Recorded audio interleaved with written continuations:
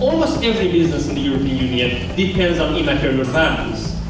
They depend on patents, they depend on design, copyright, protecting the brand of the company. But then there are some ventures which are very strongly dependent on protecting immaterial values. Businesses where if you don't protect the design you make, the music you make, the computer game you make, or innovative industries, the business basically doesn't function. To look European economy and how cultural and creative industries can play and are playing at the moment. As it's defined, I think that it has huge impact. It's really, I think, one of the strategic industries that we are having in Europe. It has been, I think, that altogether 11% of all private companies in Europe, and I think that's many.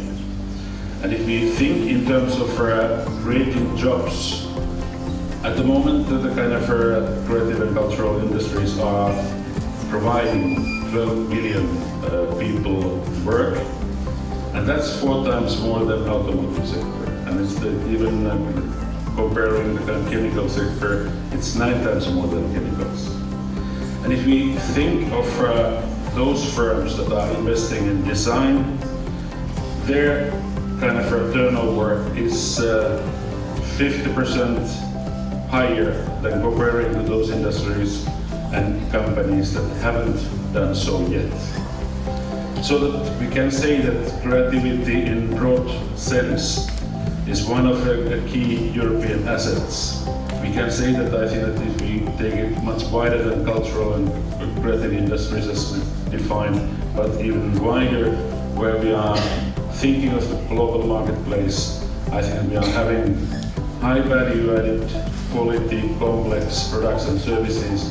I think that we are, even throughout the kind of economic crisis, we have kept our 40% of the global market share.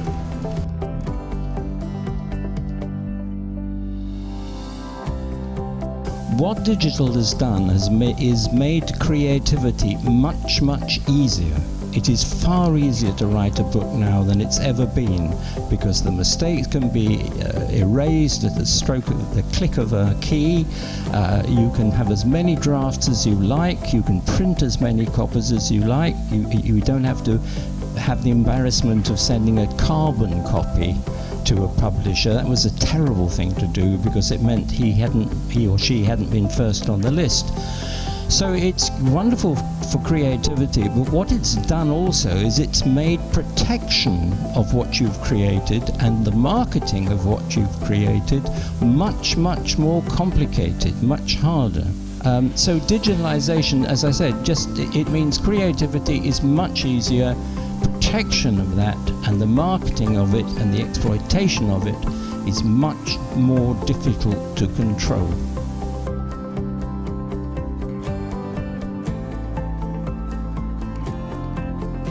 99% of all music companies in Europe are SMEs. Of all our 5,000 members, and as I said, there are many more people who create music, they are not organized, but they are in the field, but they account for 80% of all the new releases in Europe and for the investments in jobs.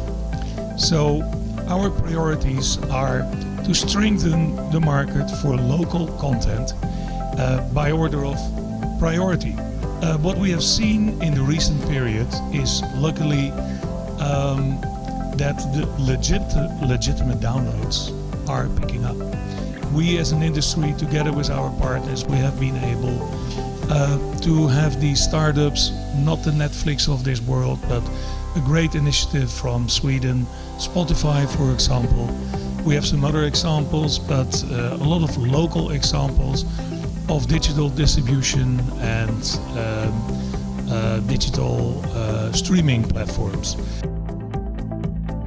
We are optimistic about streaming. So the recorded side of an artist business, which isn't all of an artist business. Many of you will know that artists also earn from the live side of their business, or merchandising, or branding. It has suffered dramatically, and piracy is and has been a problem. what's interesting is technology has helped provide some solutions to that problem. So in the days of the worst of piracy, people were downloading and ripping music to save onto their devices. Now most of us carry a mobile phone. It's limited in terms of how much content it can hold on it. So actually streaming is something that people are signing up to and they are paying for. So I think there are now 90 million paying subscribers. I know in Scandinavia the market is something like 95% streaming, consuming music legally.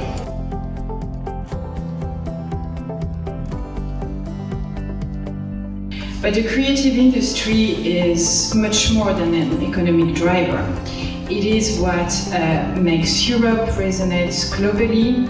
And Mr. Heller, you were referring to the State of the Union speech, and Juncker said there that artists and creators, they are our crown jewels. They bear our identity and they are part of our culture.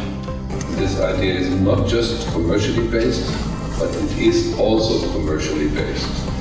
And if you want to give an answer to the skepticism towards the European project, or if you just want to answer what's the core of the European project, one of the answers might be that culture is a core of the European project. And so I'm very happy that the President of the Commission in his speech to the State of the Union took up for the first time the very fact that we talk about creativity, about creators, about the wealth and worth of that,